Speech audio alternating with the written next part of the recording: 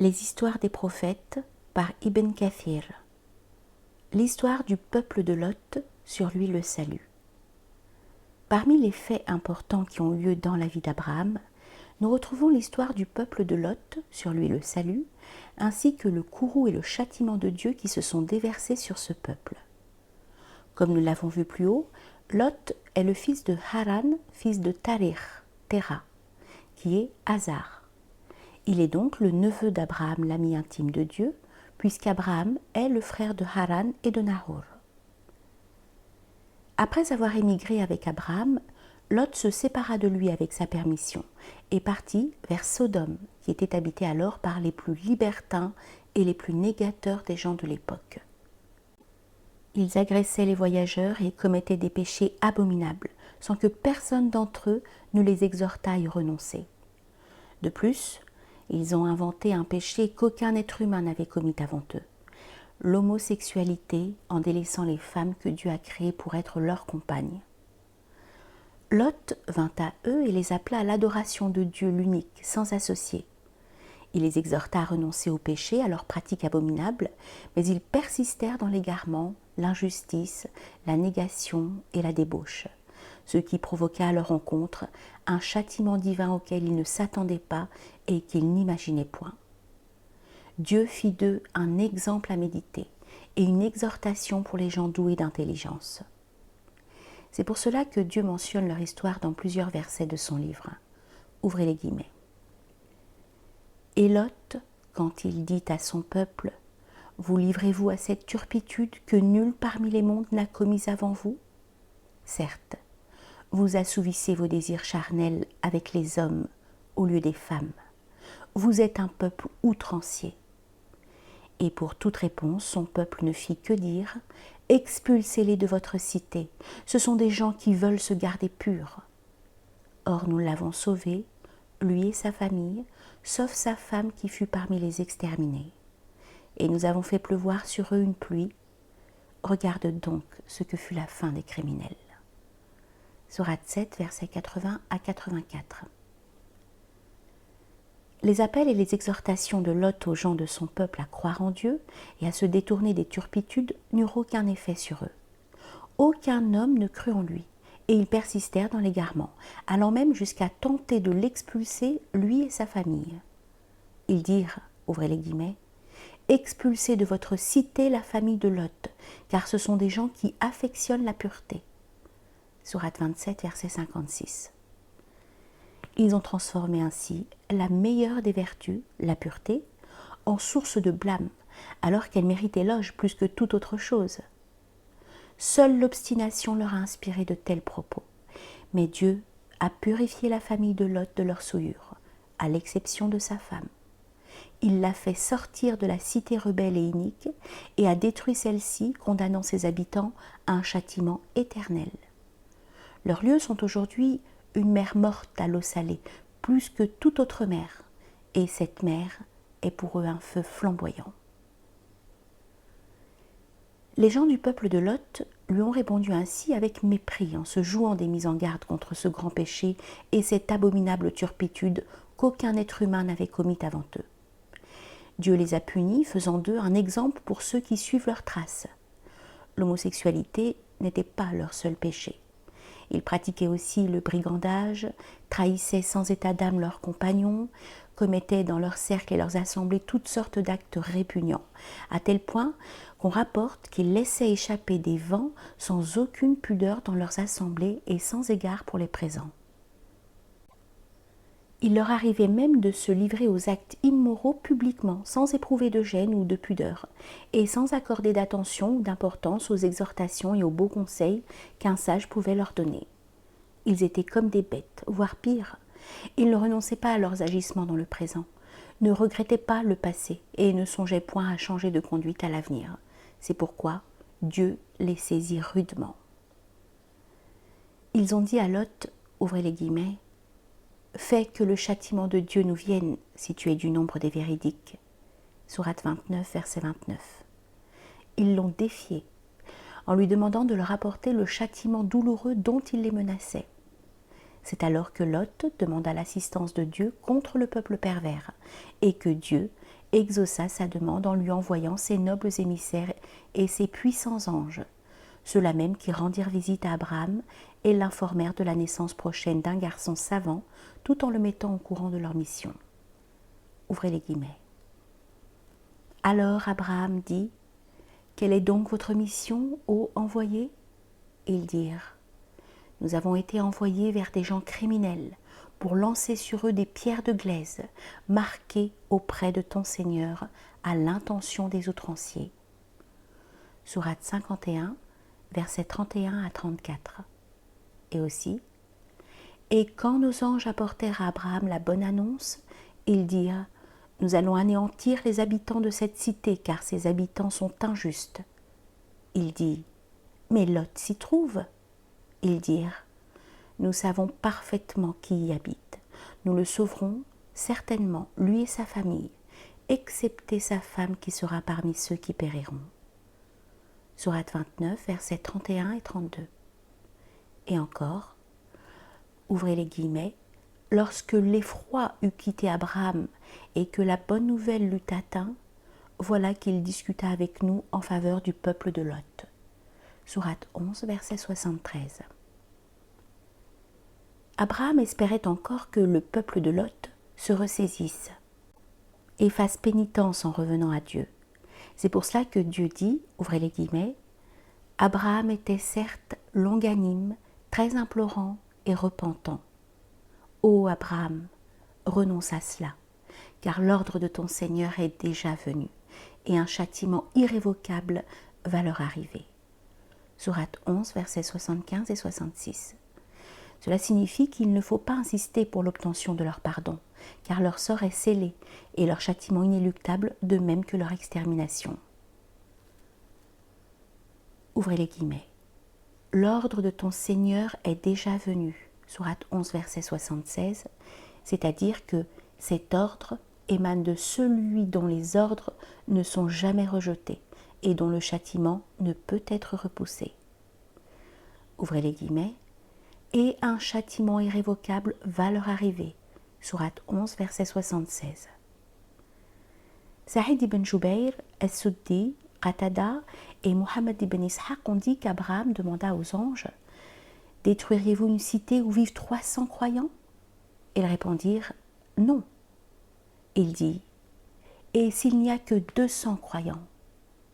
Ils répondirent, « Non. » Il dit, « Et s'il n'y vit que 40 croyants ?» Ils répondirent, « Non. » Il demanda, « Et s'il ne s'y trouve que 14 croyants ?» Ils dirent, « Non. » Ibn Ishaq a dit, jusqu'à ce qu'ils disent, « Et s'il n'y vit qu'un seul croyant ?»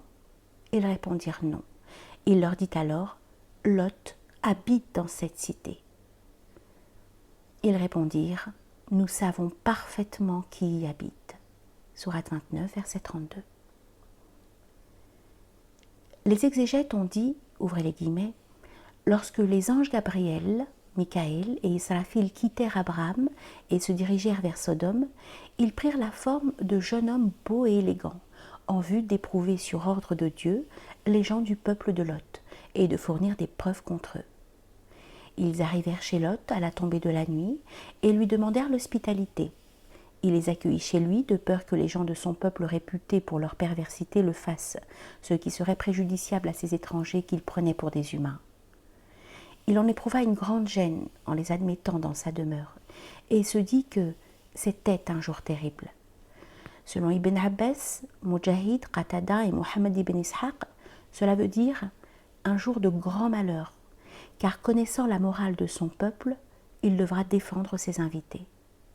Par ailleurs, ses concitoyens lui avaient interdit de recevoir quelque hôte que ce soit, mais il ne pouvait refuser l'hospitalité à des gens qui la lui demandaient.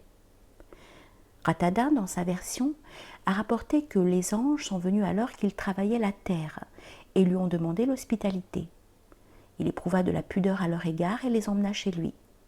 Cependant, dans le but de les décourager de rester dans cette cité inique, il se mit à déprécier ses habitants en disant à plusieurs reprises « Je ne connais sur cette terre des gens plus mauvais que les gens de cette cité. » Qatada a ajouté que les gens avait reçu l'ordre de n'exterminer cette cité qu'après que son prophète eut témoigné contre ses habitants. Fermez les guillemets. Es-Soudi a dit pour sa part, ouvrez les guillemets, les anges sortirent de chez Abraham et arrivèrent chez Lot au milieu de la journée. En arrivant devant le fleuve de Sodome, ils rencontrèrent la fille de Lot qui puisait de l'eau pour sa famille. Lot avait 2 filles. L'aînée s'appelait Harita et la petite Daguta. Ils lui dirent « Ô jeune fille, y a-t-il une demeure où on pourrait nous offrir l'hospitalité ?» Et elle répondit « Restez là jusqu'à ce que je revienne. » Elle craignit que son peuple se charge d'eux et alla voir son père pour lui dire « Ô père, il y a là 3 jeunes hommes d'une grande beauté qui cherchent l'hospitalité. Va vite les accueillir avant que tes concitoyens ne les voient et ne les souillent. » En effet, ses concitoyens lui avaient interdit de donner l'hospitalité. Il alla donc les chercher sans que personne ne soit au courant en dehors de sa famille. Or sa femme révéla le secret de leur présence et la nouvelle selon laquelle Lot hébergeait de beaux jeunes hommes se répandit dans toute la cité. Ses concitoyens accoururent chez lui. Le Coran dit à leur sujet, ouvrez les guillemets, auparavant ils commettaient les mauvaises actions. Sourate 11, verset 78. C'est-à-dire qu'ils étaient habitués aux pratiques abominables et aux actes pervers. Ouvrez les guillemets.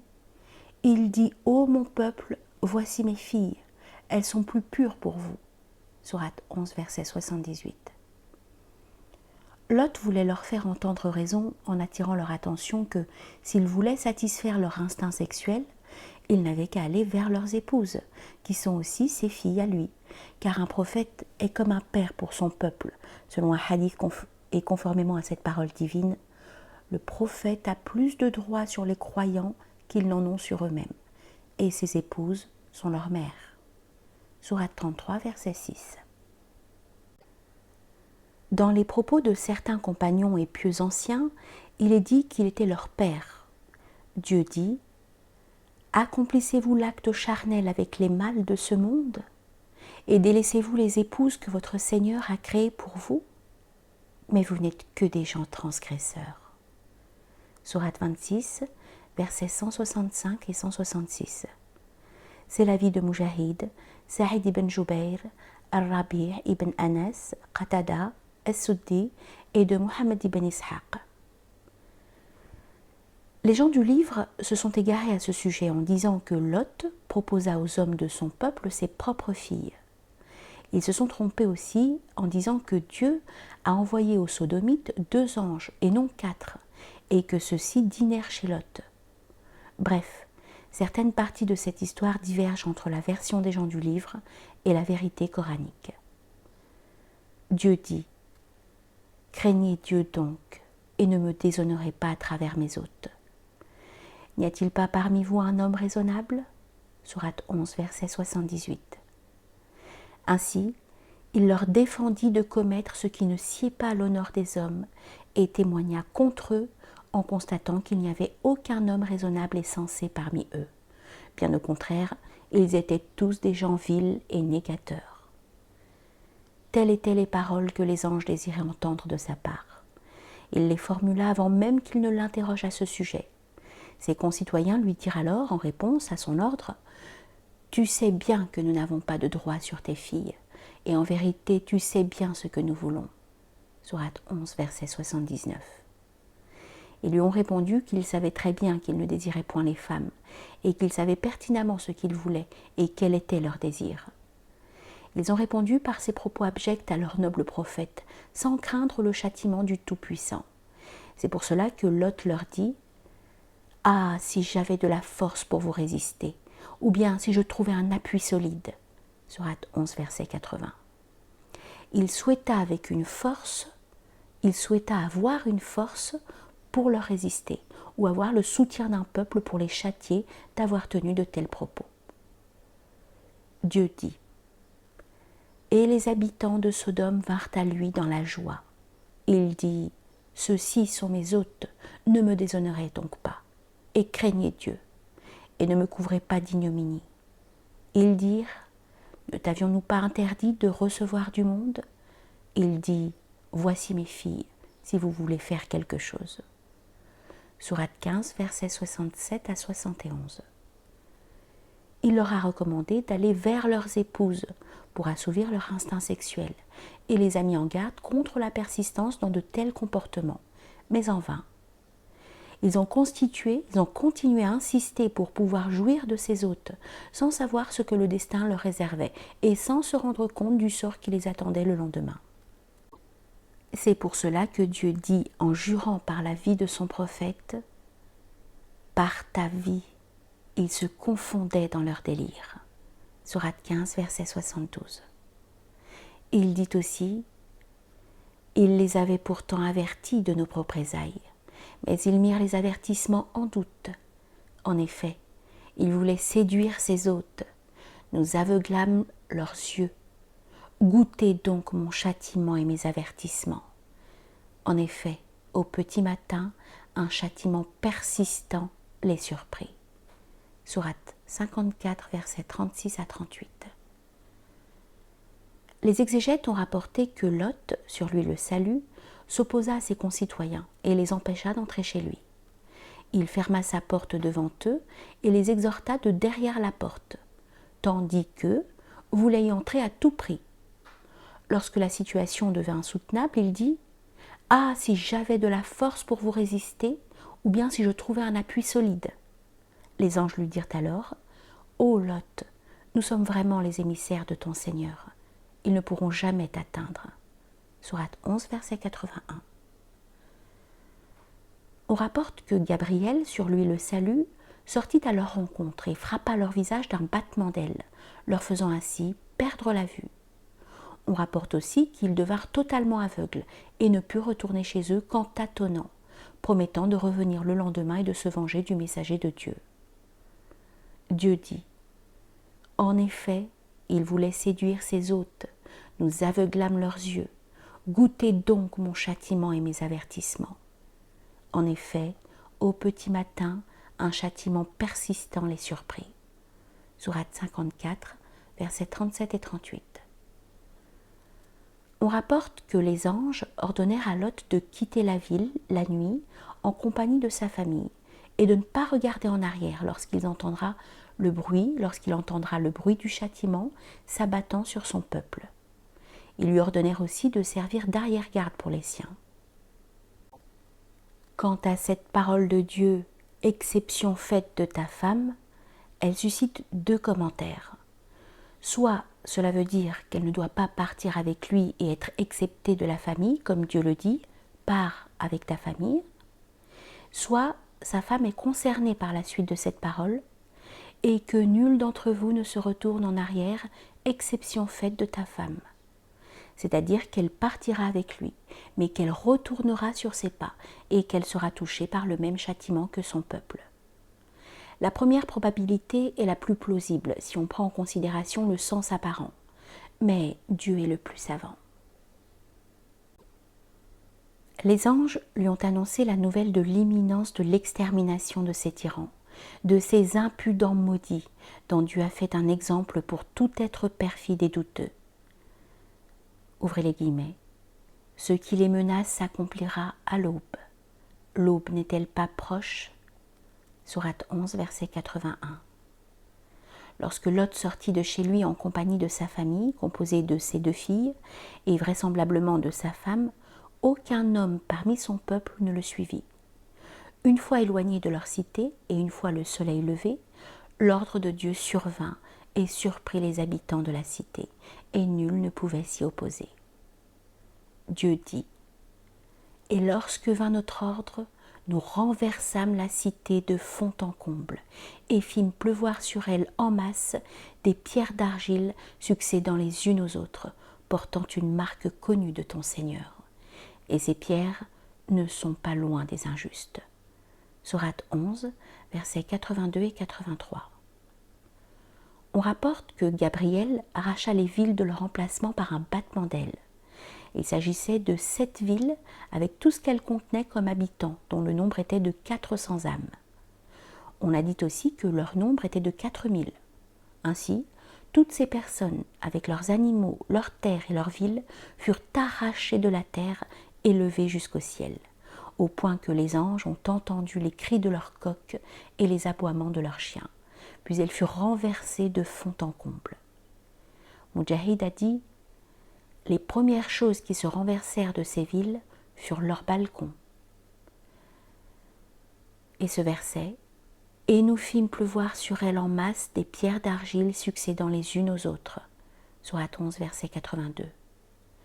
Quant à cette parole de Dieu, portant une marque de ton Seigneur, elle signifie que chacune de ces pierres portait le nom de celui auquel elle était destinée. Dieu dit aussi « Et nous fîmes pleuvoir sur eux une pluie de pierres, et quelle pluie fatale pour ceux qui se sont avertis. » Sourate 26, verset 173. Dieu dit également « De même qu'il anéantit les villes renversées et les recouvrit de ce dont il les recouvrit. » Sourate 53, versets 53 et 54. C'est-à-dire qu'il les a renversées de fond en comble et a fait pleuvoir sur elles une pluie de pierres en argile, succédant les unes aux autres, portant le nom de chaque personne appelée à être touchée par le châtiment. On rapporte que la femme de Lot est restée avec son peuple, tandis que d'autres exégètes rapportent qu'elle partit avec son époux et ses 2 filles. Mais en entendant le cri terrible qui précéda la destruction de la cité, elle se retourna vers son peuple et désobéit à l'ordre de son Seigneur. Et lorsqu'elle appela « Ô mon peuple !» une pierre tomba sur elle, lui fracassa le crâne et la fit rejoindre ses concitoyens. Il est vrai qu'elle partageait leurs convictions et leur transmettait les renseignements sur tout ce qui se passait dans la demeure de Lot. Dieu dit à son sujet « Dieu a cité en parabole pour ceux qui ont mécru la femme de Noé et la femme de Lot. Elles étaient sous l'autorité de 2 vertueux de nos serviteurs. Toutes les 2 les trahirent, et ils ne furent d'aucune aide pour ces 2 femmes vis-à-vis de Dieu. Et il leur fut dit « Entrez au feu toutes les 2 avec ceux qui y entrent. » Sourate 66, verset 10. C'est-à-dire qu'elles les ont trahis en reniant leur religion et ne voulant pas les suivre. Cela ne veut pas dire qu'elles les ont trahis en commettant l'adultère, à Dieu ne plaise. En effet, Dieu n'aurait pas permis à l'épouse d'un prophète de commettre l'adultère, car, et comme l'a soutenu Ibn Abbas et d'autres savants parmi les anciens et les contemporains, aucune femme de prophète n'a commis l'adultère. Celui qui prétend le contraire commet une erreur monumentale. Par ailleurs, cette parole « et elles, les pierres, ne sont pas loin des injustes » veut dire que ce châtiment n'est pas loin de ceux qui agissent comme le peuple de Lot. C'est pour cela que certains savants ont estimé que celui qui s'adonne à la sodomisation doit être lapidé, qu'il soit marié ou pas. C'est notamment l'avis de Shafi'i, d'Ahmed et d'autres nombreux imams. Cela dit, Dieu a fait de l'endroit où se trouvait la cité des peuples de Lot un lac fétide dont on ne peut tirer profit, ni de son eau, ni de ce qui l'entoure comme terre en raison de leur mauvaise qualité. Ce fait est devenu une source d'enseignement, un exemple et un signe de la toute-puissance et du pouvoir de Dieu lorsqu'il châtie ceux qui rejettent ses commandements, récusent ses messagers, suivent leurs passions et désobéissent à leur Seigneur. C'est aussi une preuve de sa miséricorde à l'égard de ses serviteurs croyants à qui il accorde le salut devant les périls qu'il fait sortir des ténèbres. En référence ce verset, « Voilà bien là une preuve, et la plupart d'entre eux ne croient pas. Et ton Seigneur est en vérité, lui, le Tout-Puissant, le Très Miséricordieux. » Sourate 26, versets 8 et 9. Dieu dit aussi « Alors, au lever du soleil, le cri les saisit, et nous renversâmes la ville de fond en comble, et fîmes pleuvoir sur elle des pierres d'argile dure. » Voilà vraiment des preuves pour ceux qui savent observer. Elle, cette ville, se trouvait sur un chemin connu de tous. Voilà vraiment une exhortation pour les croyants. Sourate 15, versets 73 à 77. C'est-à-dire pour ceux qui sont clairvoyants et savent observer comment Dieu a changé ce pays et ses habitants et comment il a fait d'une ville habitée et animée une ville morte et en ruine. Tirmidhi ainsi que d'autres traditionnistes ont rapporté dans cette optique que le prophète a dit, paix et bénédiction de Dieu sur lui, « Prenez garde à la perspicacité du croyant, car il voit avec la lumière de Dieu. » Il récita ensuite « Voilà vraiment des preuves pour ceux qui savent observer. » Et cet autre verset, « Elle se trouvait sur un chemin connu de tous, cette ville. » C'est-à-dire sur une route connue de tous et empruntée jusqu'à aujourd'hui, comme il dit, « Et vous passez certainement auprès d'eux le matin et la nuit. Ne raisonnez-vous donc pas ?» Sourate 37, versets 137 et 138. Dieu dit également, « Et certainement, nous avons laissé des ruines de cette cité, un signe d'avertissement évident pour des gens qui comprennent. » Sourate 29, verset 35. Nous en fîmes sortir alors ce qu'il y avait comme croyants, mais nous n'y trouvâmes qu'une seule maison de gens soumis, et nous y laissâmes un signe pour ceux qui redoutent le douloureux châtiment. Sourate 51, versets 35 et 37. C'est-à-dire que Dieu a fait de cette ville un exemple et une source d'enseignement pour ceux qui appréhendent le châtiment de l'au-delà, craignent le miséricordieux bien qu'ils ne le voient pas, redoutent de comparaître devant leur Seigneur, préservent leur âme de la passion, renoncent aux interdits de Dieu et à la désobéissance et craignent de ressembler au peuple de Lot.